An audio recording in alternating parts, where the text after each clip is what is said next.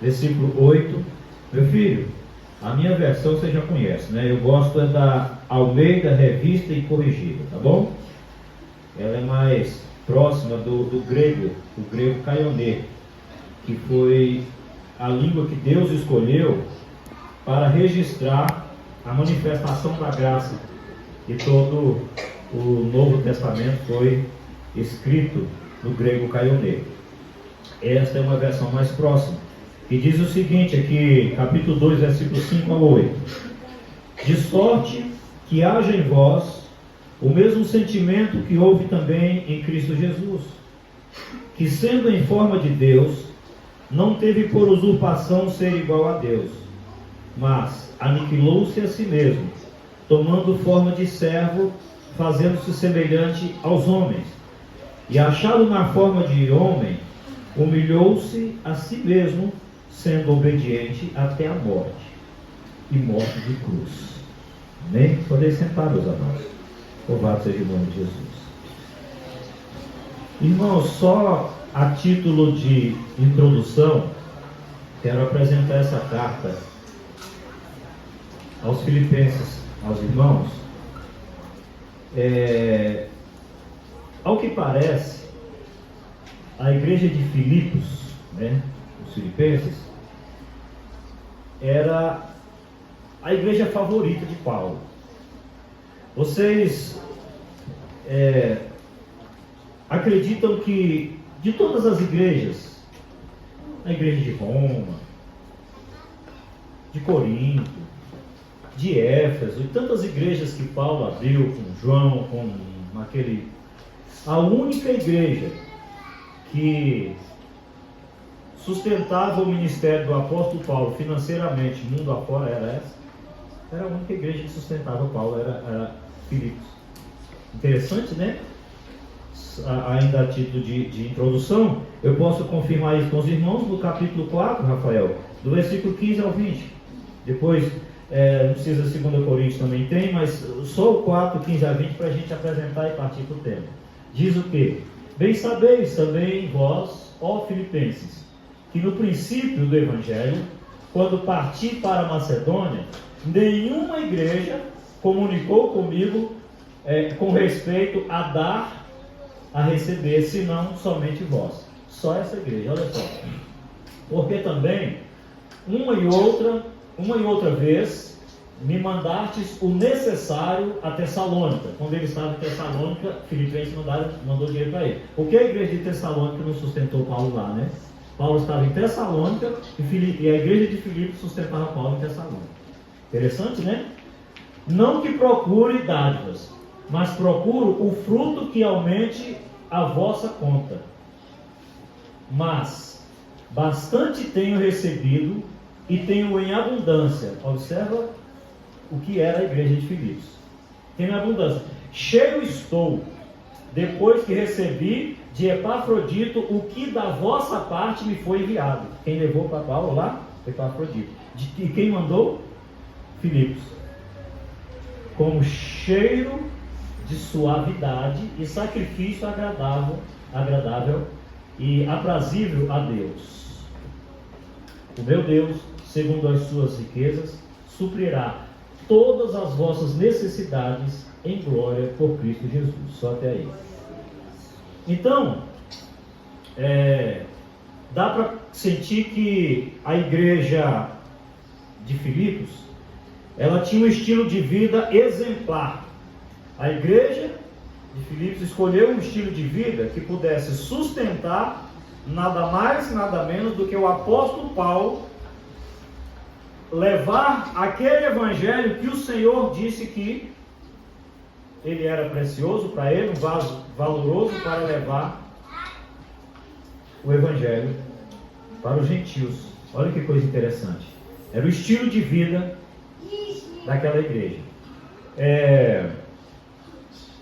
Mas nós queremos focar então no tema agora que nos foi passado, que é Filipenses 2, 5 a 8. Aleluia. E a primeira palavra que eu quero trabalhar com os irmãos é exatamente a renúncia foi o que eu acredito assim, irmãos, nós vamos ver no contexto aqui, sabe aquelas palavras que a gente falava assim, o que é impossível para Deus? Nada é impossível para Deus, né? E alguém dizia, Deus ser como um de nós. E nem isso foi impossível para Deus, porque Deus se tornou homem. Nem isso foi impossível para Deus, por amor à sua alma, à sua vida. Agora, a renúncia. O que é renunciar? O que Cristo renunciou? Por exemplo, o que eu tenho que fazer para viver o estilo de vida, né? Lifestyle, que coisa chique, né? O estilo de vida que Cristo quer que eu viva. O que eu tenho que fazer? Nós estamos terminando um congresso, uma festa maravilhosa, mas eu fui bastante edificado, Deus falou comigo, foi glorioso e tal, eu sei que você está assim, mas ainda há algo que Deus quer que eu faça. O que é então, pastor, essa palavra renúncia? O que é mesmo que eu preciso sentir, fazer, a atitude a ser tomada? Porque Cristo abriu mão de riquezas. Imagina o céu, o conforto da sua glória. A gente vê que Moisés foi um tipo de Cristo. Moisés foi criado no palácio. Não está aqui, mas veio. E tinha tudo que podia ter, que imaginasse ter, Moisés tinha. E aí, um encontro com Deus fez com que Moisés mudasse todo o seu estilo de vida. Tudo aquilo que ele tinha, ele se esvaziou, ele abriu mão para viver o estilo de vida que Deus queria. O estilo de vida que Moisés estava vivendo era bom demais, era prazeroso demais, era confortável demais, mas não era o estilo de vida que Deus queria que ele vivesse. Aí Moisés troca todo o conforto do palácio, né? Todas as riquezas, toda a proteção de Faraó, para viver num deserto de escorpiões, para lutar contra a espada do exército de Faraó. E a Bíblia diz que Moisés, ele ficou olhando, vendo, né, como se estivesse vendo o invisível.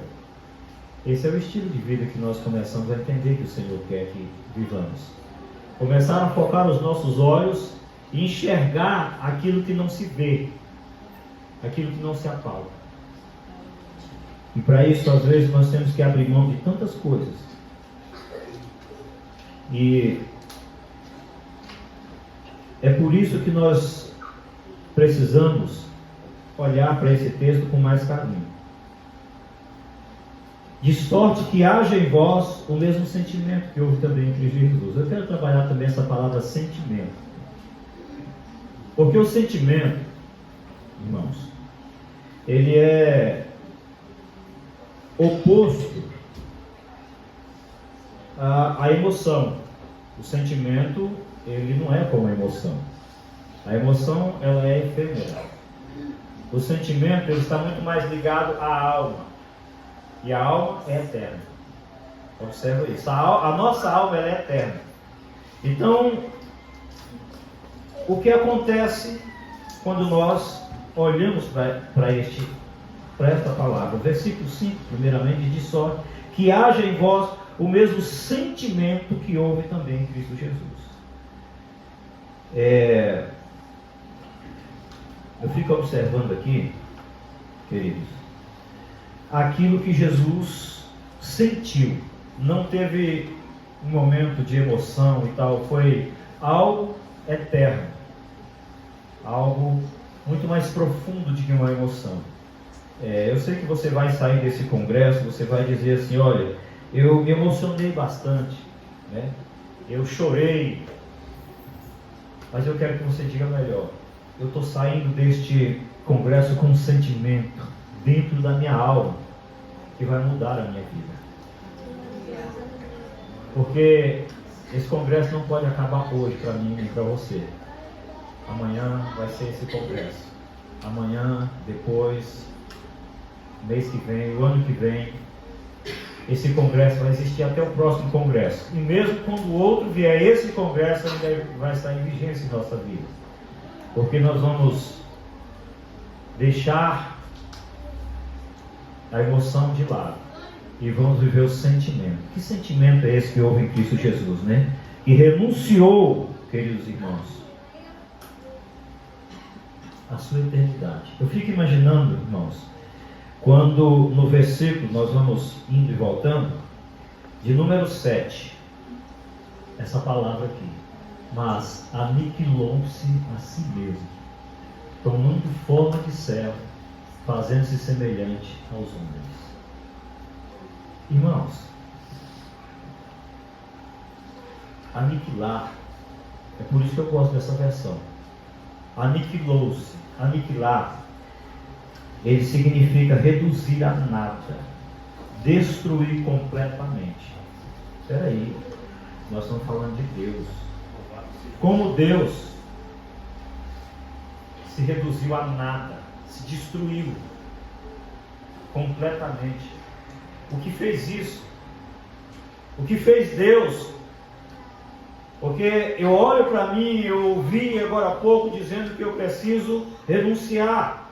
Eu preciso abrir mão de tanta coisa, de riqueza, talvez de conforto, né? De uma vida, sei lá, muito cercada de alguma coisa. Eu preciso abrir mão para viver o estilo de vida que Deus quer que eu viva. Mas e o Evangelho exige tudo isso de mim? Essa renúncia, para viver o estilo de vida que Deus quer. Mas o que Deus fez? Agora você pega um Deus, Deus, coberto de glória, onipresente, onipotente, onisciente. Vamos falar dessas 3 palavras daqui a pouquinho novamente. E aniquila. Aniquilar significa reduzir a nada. Você pega um Deus que é tudo e ele vem para ser um nada. O que foi isso? O sentimento que houve em Cristo Jesus foi esse. O mesmo sentimento, voltando um pouquinho, de sorte que haja em vós o mesmo sentimento que houve também em Cristo Jesus. Diminuir, se humilhar debaixo da potente mão de Deus já é muita coisa, né? E reduzir a nada. E se destruir completamente. Você pegar, olha para essa estrutura, olha para você mesmo, né? Se você olhar para mim, você vai ficar apaixonado. Mas olha para você. Olha para você, olha para dentro de você agora, olha para os seus projetos, olha para os seus sonhos, olha para a sua vida, olha para os seus desejos. Pega tudo isso e joga no fogo que me reduz a nada. Se entrega por completo. Santo Deus. E diz agora é Deus. De sorte que haja em vós esse sentimento. Porque o meu sentimento é de aumentar, é de crescer, é de ser exaltado. Mas esse sentimento não, Rafael, é um Deus, é o Senhor no céu, na terra, não é o Deus que criou todas as coisas, que fez o homem. Dizendo, tudo isso aqui eu vou abrir mão, eu vou para lá, e vou ser menor de todos eles. Você sabe qual foi um dos últimos atos de Jesus na cruz? Foi suportar na sua boca, a boca que me trouxe a salvação, que trouxe a salvação a toda a humanidade, uma esponja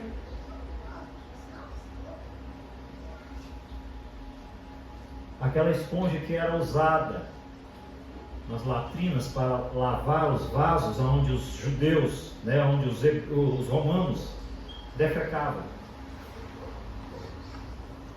Quando eles pegam Jesus chegou, queridos irmãos, ao mais profundo a mais profunda da humilhação. Nós estamos falando de Deus, que aniquilou-se a si mesmo, que se esvaziou, que se destruiu, que se reduziu a nada. Depois de tapa, depois de cusparada, Depois de tanta coisa, alguém pega uma esponja, aquela esponja que era para os irmãos, eu vou ser bem, né, aqui mais direto. O papel higiênico de hoje, usado. Alguém pega para limpar a boca de Jesus. Alguém pega aquilo ali, meu filho. Foi nessa hora, meu filho, que ele vira para ti, pai, está consumado.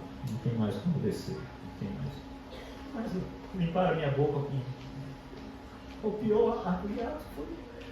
Você entendeu o que é esvaziar, aniquilar? É se reduzir a nada. É o pior de todos os homens.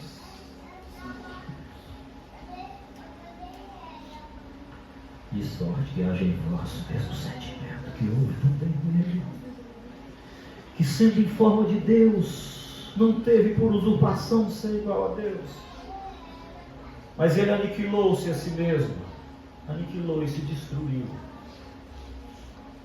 É difícil, irmãos, a gente chegar a esse ponto de abrir mão, irmãos amados, do nosso orgulho, do nosso sentimento, e aniquilar, a nos reduzir a nada. Você sabe, aquele ser que estava ali, o mundo não era digno dele, e riam. Irmãos, a crucificação foi a coisa mais dolorosa, havia dolorosa. Ela começou às 6 horas da manhã, gente. Levantaram, foi cedo para judiar do nosso Cristo, arrastando a cruz para chegar ali. Jesus foi crucificado, segundo o Evangelho de Marcos, que é mais detalhado, mais detalhista, às 9 horas da manhã. Jesus foi crucificado. Quando foi 1 hora da tarde, ele teve sede. Jesus só conseguiu entregar ali, Deus só tomou ali para si às 3 horas da tarde. 9 horas da manhã, 3 horas da tarde, Cristo ficou ali. E ele sabia que ia passar por isso. Acha que a reunião lá em cima foi fácil? Acha que é fácil? Esse é o estilo de vida que ele escolheu, irmãos. Esse é o estilo de vida que Jesus escolheu por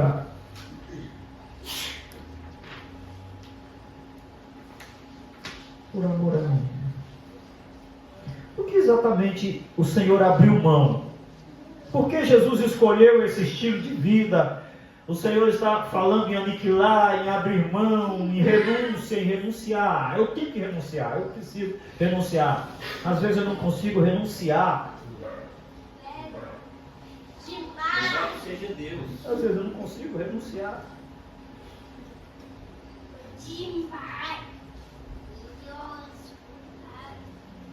E Jesus conseguiu se esvaziar dos seus atributos divinos. Agora imagina, se o que o Senhor está te pedindo é mais importante do que onisciência, onipotência e onipresença.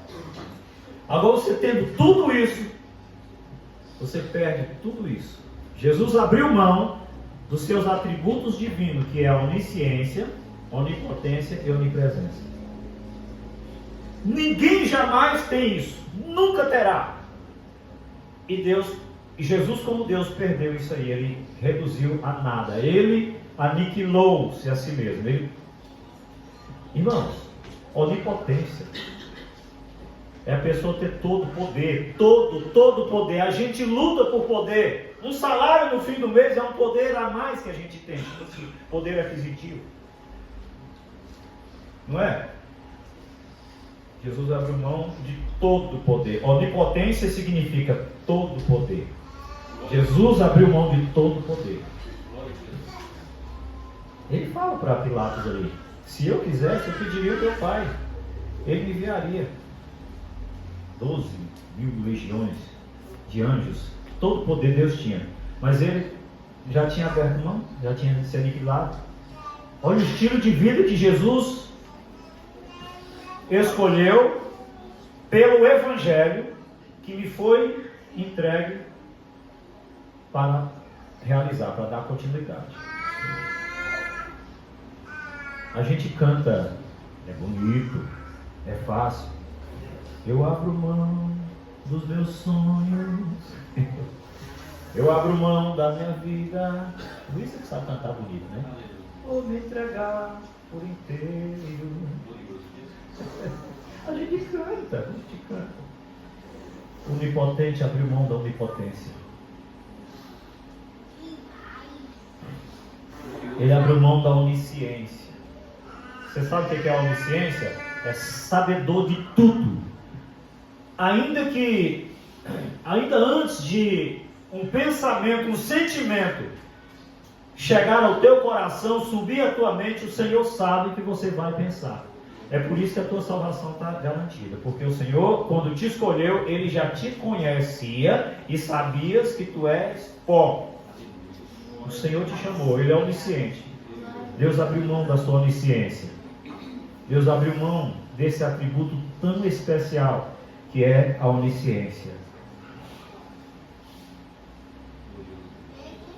Deus abriu mão de um outro atributo muito especial chamado onipresença. Essa onipresença, em parte, ela fez falta para Jesus em algumas situações. Quando ele estava na terra. Primeiro, quando Marta e Maria mandam chamar Jesus, ele estava 4 dias de distância, né? Ou bem longe de Lázaro, né? Então ele não era onipresente. Jesus abriu mão dele. Ele podia estar ali antes de ter aberto mão, mas ele não podia mais estar perto. E um amigo dele morreu porque ele abriu mão dessa parte, porque ele se esvaziou da onipresença. Jesus tinha que andar. Jesus, ao abrir mão da onipresença, ele rachou seus pés, andando, pisando em pedras, espinhos. Ele abriu mão da onipresença. Ao abrir mão da onipotência, ele desmaiou várias vezes antes de chegar no Gólgota, porque estava fraco já, cansado. Como é que abre mão de tudo isso? Por quê, pastor? Pela minha vida, pela minha alma, para que eu não perecesse no fogo do inferno eternamente. É por isso que há necessidade de renúncia para livrar a alma do fogo eterno. É por isso que eu preciso abrir mão do meu eu, do meu ego, da minha vontade, do meu conforto, da minha zona de conforto ali, de tantas coisas. Eu preciso abrir mão, eu preciso renunciar, eu preciso mudar o meu estilo de vida. Eu preciso mudar o meu estilo de vida. Eu preciso mudar o meu estilo de vida.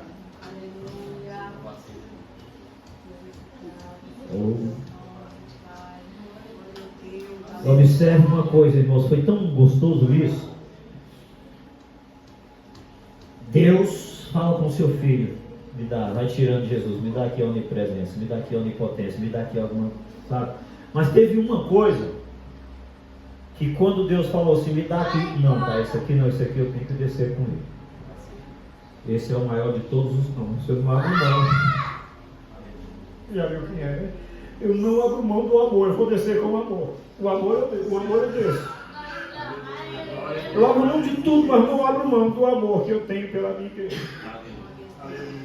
Esse atributo, eu não abro mão, eu vou com ele. Eu morro com ele, eu ressuscito com ele, eu volto com ele, eu vivo com ele. Mas eu não abro mão do amor.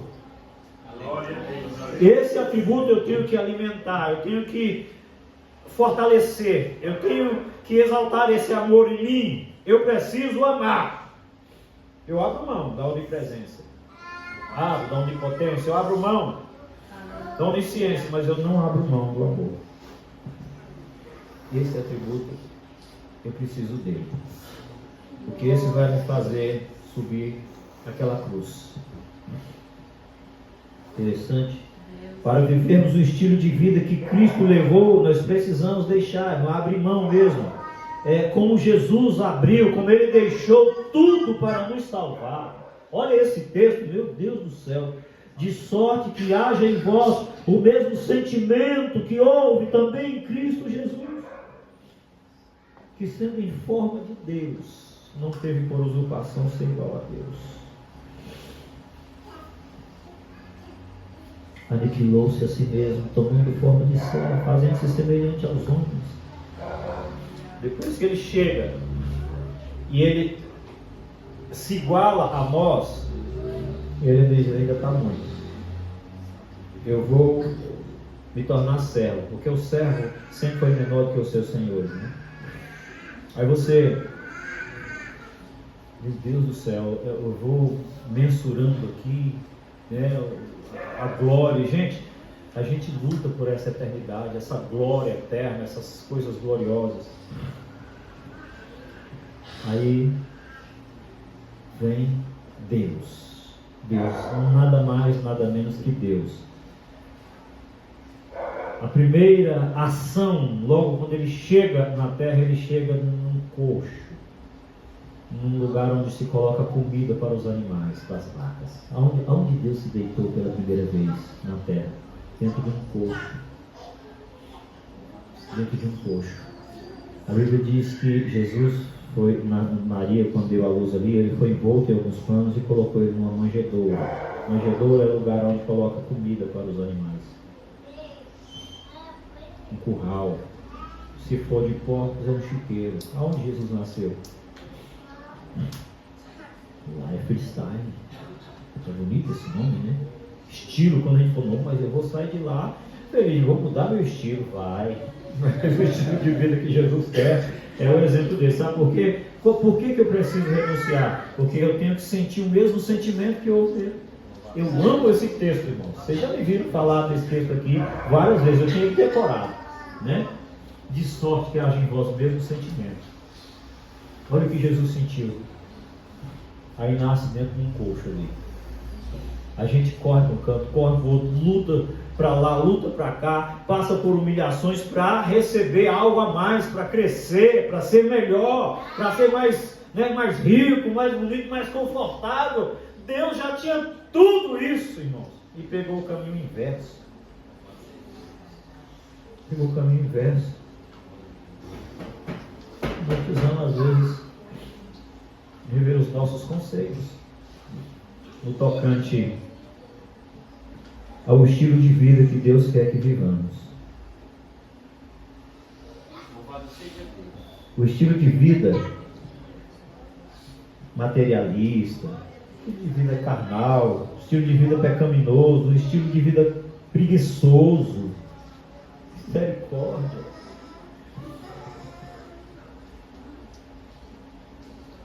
Está vendo? O estilo de vida que o Senhor está falando conosco. E olha que Deus não está te pedindo nada do que Ele te deu. O que Ele te deu é teu. É bênção.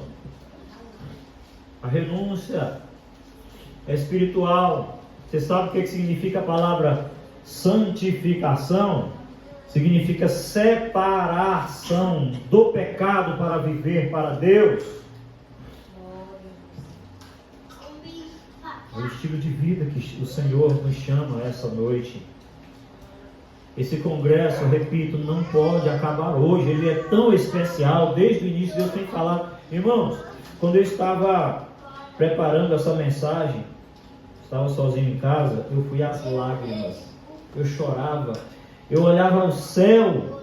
A reunião, no momento em que Cristo abre as portas eternas e começa a descer para não passar esse oxigênio. Se olha para trás, mas Jesus não ia arrepender, não. Sabe por quê? Porque ele estava trazendo consigo o amor. A Bíblia diz que Deus nos amou de tal maneira que nos deu o seu Filho unigênito. Para viver esse estilo de vida aqui, meu filho, meu irmão, e achado na forma de homem, né? É interessante que esse estilo de vida aqui, nós nos preocupamos, nós nos angustiamos, nós nos afligimos, nós temos tanta aflição, mas o Senhor Jesus Cristo diz que já venceu esse mundo por nós. João, né? Se não me engano, João 16:33, vê aí, meu filho, aonde tenho-vos dito isso para que em mim tenhas paz. No mundo tereis aflições, mas tem de bom ânimo, eu venci o mundo. Nós precisamos vencer este mundo, esse é o estilo de vida, o estilo de vida que vence o mundo, com bom ânimo, com esperança, porque o Senhor já venceu o mundo. Eu preciso renunciar às coisas do mundo, porque este mundo está derrotado por Deus, Ele já venceu esse mundo por mim, por ti. E agora, uma outra palavra que já foi tratada hoje pela manhã, que está no versículo 8, né? Versículo 8 do tema. Humilhou-se a si mesmo, sendo obediente até a morte, e morte de cruz, a obediência. Aqui, não estou falando em obediência aos homens, obediência a pastores, mas obediência à voz do Espírito Santo que fala nessa noite. A voz do Espírito Santo que fala nessa noite. Eu preciso ser obediente à voz do Espírito Santo. Débora tratou isso hoje pela manhã, né? Obediência. Preciso obedecer à voz do Senhor. Ser obediente. É interessante que, pastor, é difícil demais obedecer. É difícil porque eu sou tão apegado, eu sou tão acostumado, é de estimação. Mas essa obediência vai gerar vida. A dele gerou morte. A Bíblia diz que ele foi obediente até a morte. Ele foi morrer. A obediência de Cristo levou ele à morte. A tua obediência te levará à vida eterna. Dá para entender o estilo de vida que o Senhor quer que você viva? É para viver e não para morrer. É para se alegrar e não para se entristecer. É para a glória eterna e não para a vergonha eterna. Mas hoje o Senhor está simplesmente dizendo: eu fui obediente para morrer até a morte. Eu fui obediente. Achado na forma de homem, ainda não estava bom. Ele se humilhou, ele desceu, foi para a forma de servo. Depois da forma de servo, se humilhou, obedecendo até a morte, morte de cruz. A morte de cruz, ela era dada pelos romanos para os piores homens da terra. Outros eram mortos apedrejados, né? E tal, mas a morte de cruz era a pior morte. Pastor, por quê?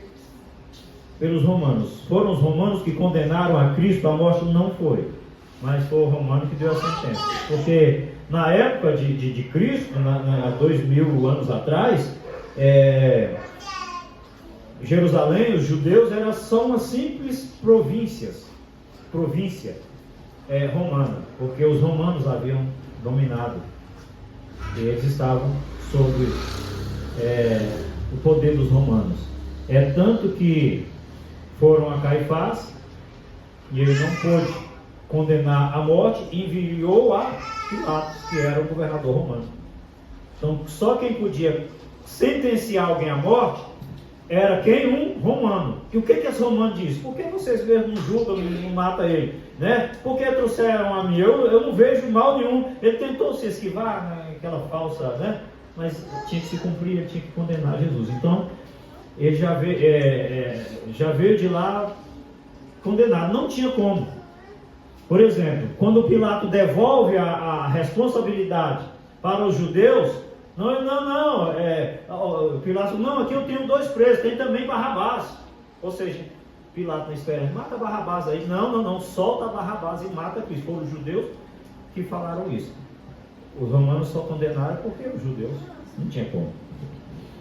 Então, meus amados,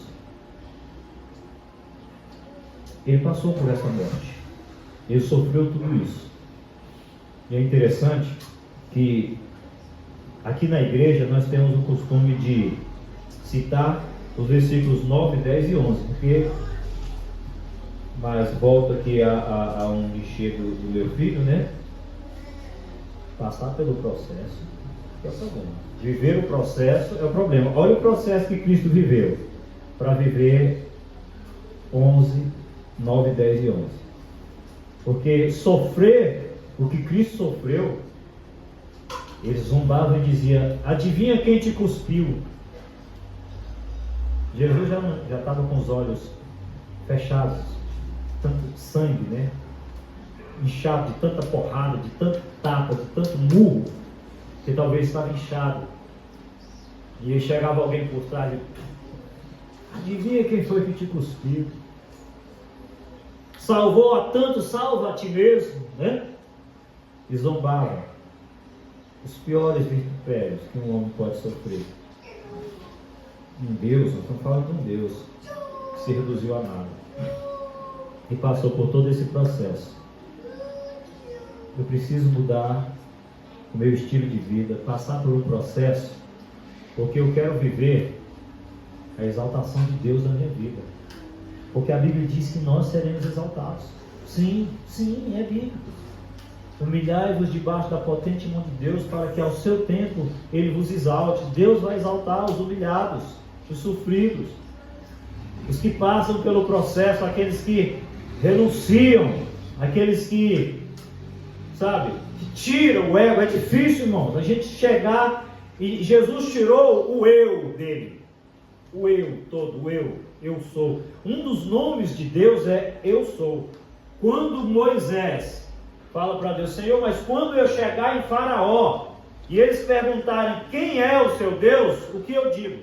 Diga a Faraó que o eu sou te enviou, porque esse é o nome de Deus.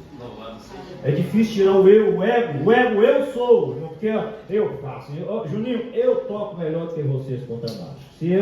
Se não for eu, você não toca, entendeu?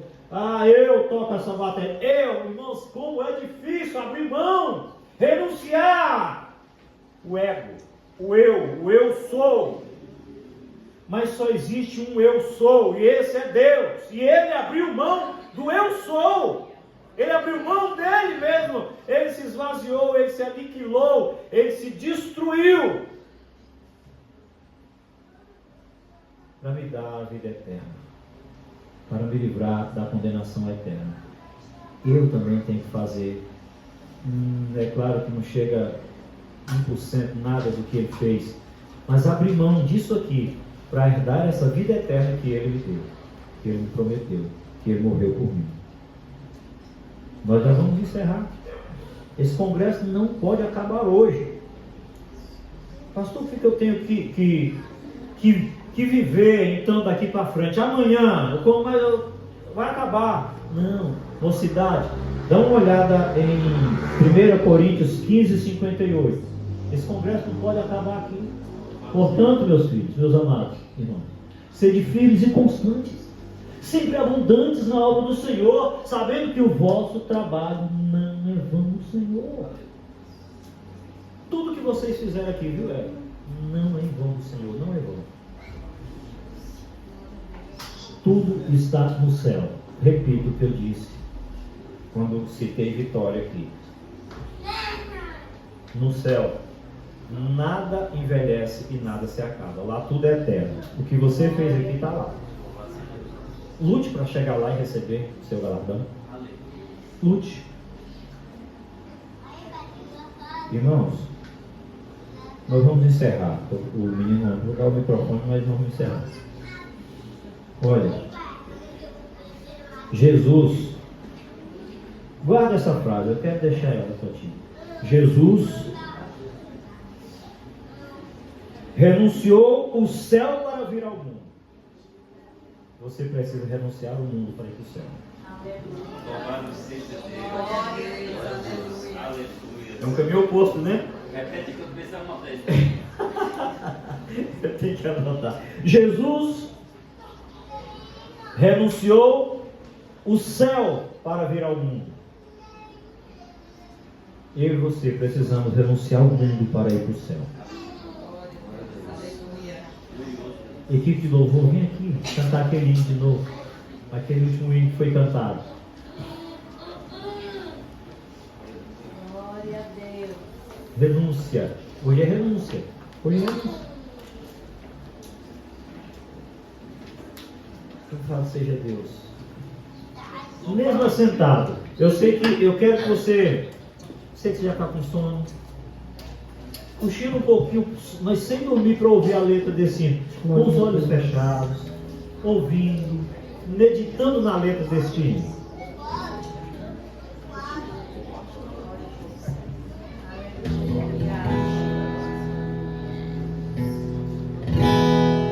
Precioso Jesus,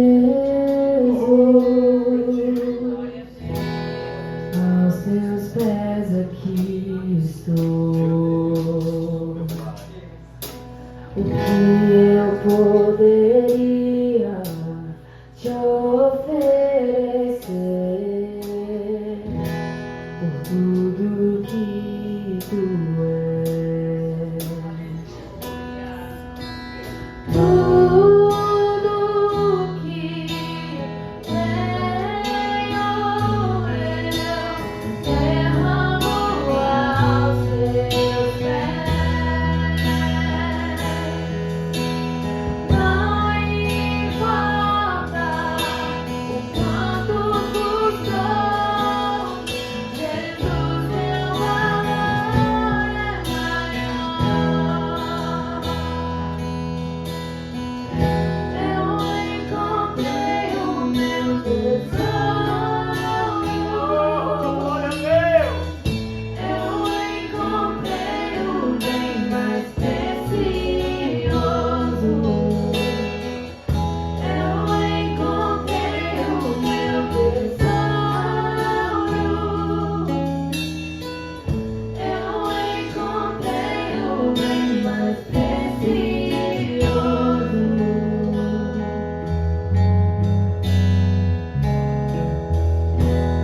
Precioso Jesus, eu amo o som da tua voz. Tuas palavras são mais desejáveis que o mais doce mel. Tudo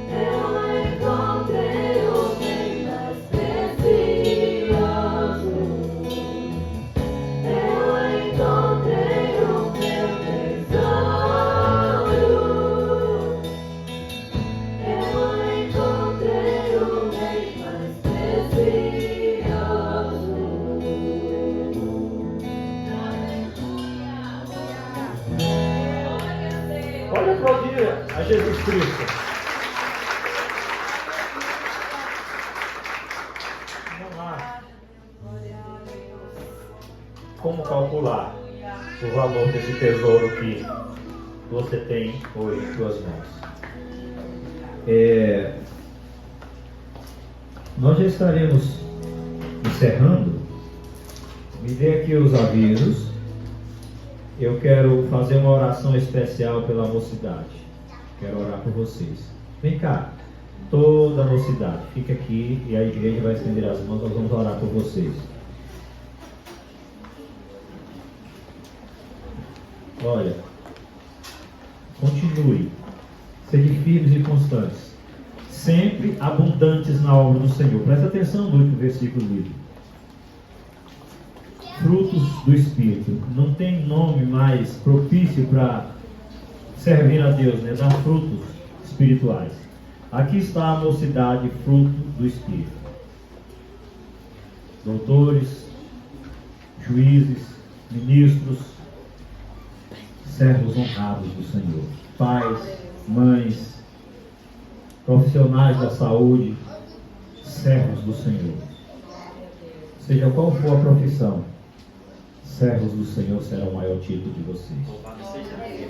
Igreja, estende as mãos em favor dessa mocidade. Um orgulho para mim, para a igreja, imagine para Deus. Senhor, aqui está a mocidade, fruto do Espírito, Senhor. O que te pedimos nessa noite, Senhor, é que o Senhor confirme esta mocidade.